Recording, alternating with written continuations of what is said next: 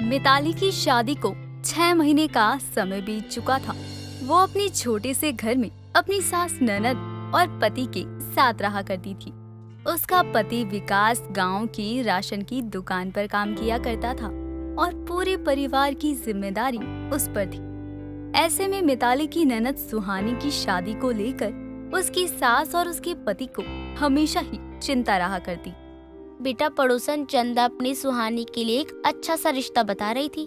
कह रही थी कि इकलौता बेटा है और अच्छा कमाता भी है। तू कहे तो चंदा से उन्हें अपने घर लाने की बात कह दूं। माँ, अभी सुहानी की शादी के लिए पैसे कहाँ है? आप तो जानती है ना, उसकी पढ़ाई के लिए कितना कर्जा लिया है हमने। अभी तो वो कर्जा भी चुकता नहीं हुआ।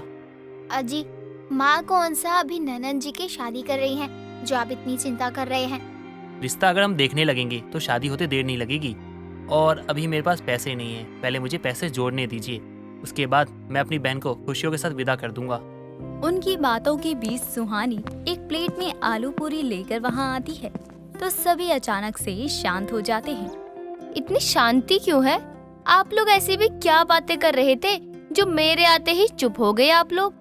कुछ भी तो नहीं सुहानी, ये खुशबू तो बड़ी अच्छी आ रही है। क्या लेकर आई हो प्लेट में? भाभी माँ, आज घर में बस आलू रखे हुए थे तो माँ ने आलू पूरी बना दी, वही परोस कर लाई हूँ भैया के लिए। अरे लाओ लाओ, जल्दी रखो, क्योंकि माँ के हाथ की आलू पूरी खाने के बाद ऐसा लगता है 56 भोग भी फीका है उसके आगे। उसकी बातों पर सभी मुस्कुरा देते हैं और फिर एक साथ बैठकर खाना खाते हैं। अब बीतते समय के साथ सुहानी की उम्र बढ़ती जा रही थी, लेकिन उसकी शादी के लिए पैसे इकट्ठे नहीं हो पा रहे थे।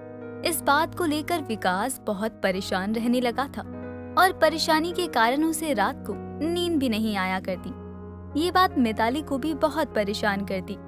एक रोज दोनों सास बहू राशन की दुकान से राशन लेकर आ रही होती है। तभी मिताली थैले में कुछ ढूंढने लगती है। क्या हो गया बहू, क्या ढूंढने लगी? माँ जी, लगता है मैं चीनी राशन की दुकान पर ही भूल आई, अभी लेकर आती हूँ। तू भूली नहीं है बहू, वो मैंने ही वापस कर दी थी, पैसे ज्यादा हो रहे थे इसीलिए। हे भगवान, कैसे दिन दिखा रहे हो कि ठीक तरह से राशन लेने के भी पैसे नहीं हैं। दोनों सास बहू आगे बढ़ जाती हैं।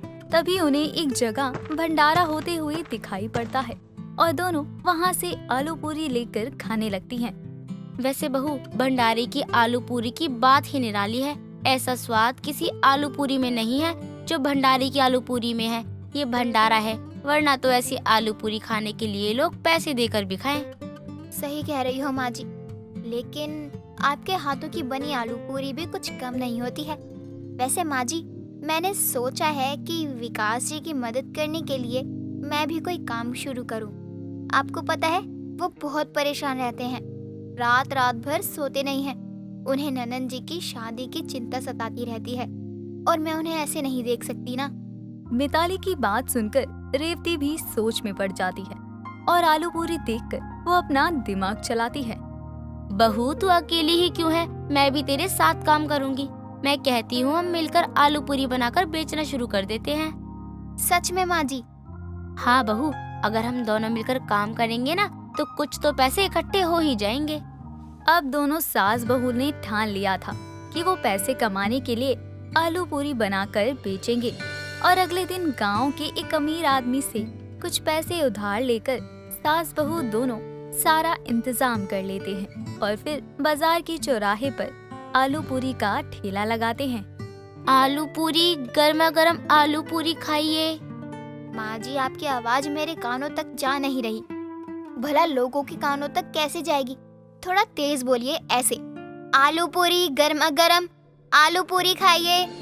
पहला दिन होने के कारण कुछ इक्का दुक्का लोग ही उसकी दुकान पर आते।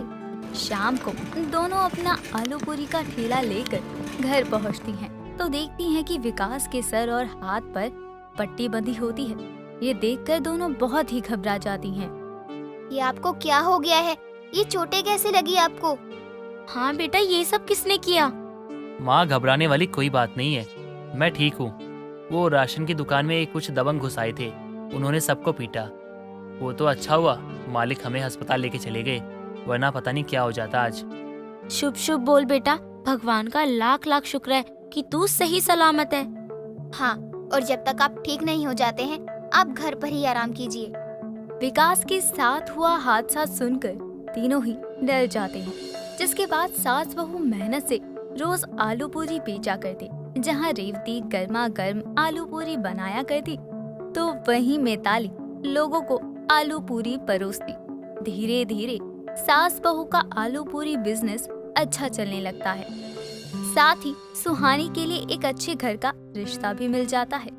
एक दिन दोनों सास बहू हमेशा की तरह आलू पूरी बेच रही होती है। तभी वहाँ एक आदमी आ जाता है जो आलू पूरी खाते हुए जोर से चिल्लाता है। हे भगवान, कैसे कपटी लोग हैं इस दुनिया में। क्या बात है भाई साहब, आप इस तरह से चिल्ला क्यों रहे हैं? चिल्लाऊं नहीं तो क्या करूं? अरे देखो, ये आलू की सब्जी में इतना बड़ा कंकड़ है, वो तो मैंने पहले ही देख लिया। अगर ये मेरे गले में अटक जाता तो मेरी सांसें ही अटक जाती। हे भगवान, ये कंकड़ सब्जी में कैसे पड़ गया बहू? पड़ गया है? जानबूझकर डाला है तुमने। भाई साहब, आप ये क्या कर रहे हैं? इतने समय से हम यहाँ आलू पूरी बेच रहे हैं, भला हम ऐसे क्यों करेंगे? ये तो तुम सास बहू ही जानो। मैं तो यहाँ भूल कर भी नहीं खाने आऊंगा, और इस कंकड़ वाली आलू पूरी के मैं पैसे भी नहीं दूंगा। वो आदमी इतना हंगामा करके चला जाता है कि बाकी सभी लोग भी दोनों सास बहू को घूर घूर कर देखने लगते हैं। इस हंगामे के बाद से उनके ग्राहकों की संख्या में भी कमी आ जाती है। आलू पूरी, गर्मा गर्म आलू पूरी खाइए। बहन जी आइए ना, आलू पूरी खाइए। नहीं नहीं, तुम्हारे यहाँ के आलू पूरी नहीं खानी। सुना है तुम लोग कंकड़ पत्थर डालते हो। ना बाबा ना।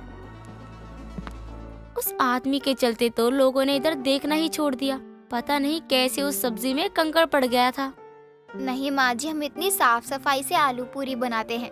और माँ जी, हम ऐसे हार तो मान नहीं सकते ना, और ना ही अपना काम छोड़ सकते हैं। बस हम गली गली घूमकर आलू पूरी बेचेंगे। मिताली अपने काम में आने वाली मुसीबत से डरती नहीं और फिर जगह जगह घूमकर आलू पूरी बेचना शुरू करती है, जिससे वो अलग अलग इलाकों में जाती है जहाँ के लोग पहली बार उनकी बनाई हुई आलू पूरी खाकर उनकी तारीफ भी करते हैं। तभी एक रोज उन्हें वही आदमी छोले चावल की एक दुकान पर दिख जाता है, जो दुकान वाले की नजर से बचाकर खाने में मिट्टी मिला रहा था। लेकिन मिताली देख लेती है, और जब दुकान वाला आदमी उससे पैसे मांगने ही वाला होता है कि तभी वो आदमी हंगामा कर देता है। मैं तो कोई पैसे देने वाला नहीं हूँ। तुम लोगों को मिट्टी वाला खाना खिलाते हो। देखो सभी लोग, इस खाने में मिट्टी है। अरे बहू, कहाँ जा रही है? उस आदमी की नौटंकी का जवाब देने जा रही हूँ माँ जी, जिसकी वजह से हमें ऐसे घूम घूम कर आलू पूरी बेचने पड़ रही है।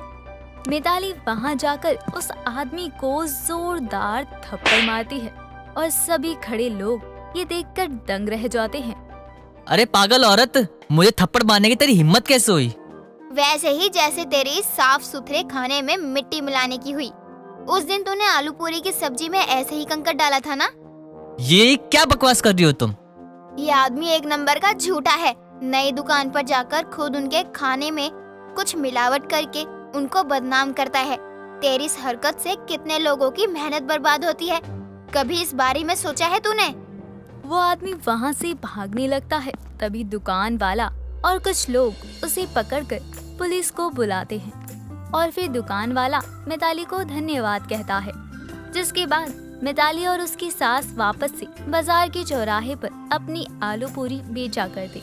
उनका बिजनेस इतना अच्छा चलता है कि वो धूमधाम से सुहानी की शादी भी कर देते हैं और अपनी आर्थिक स्थिति को भी पटरी पर ले आते हैं। हर काम को करने में कुछ ना कुछ मुसीबत आती है, लेकिन उसकी वजह से अपने हुनर पर शक करके हार मानना ठीक नहीं।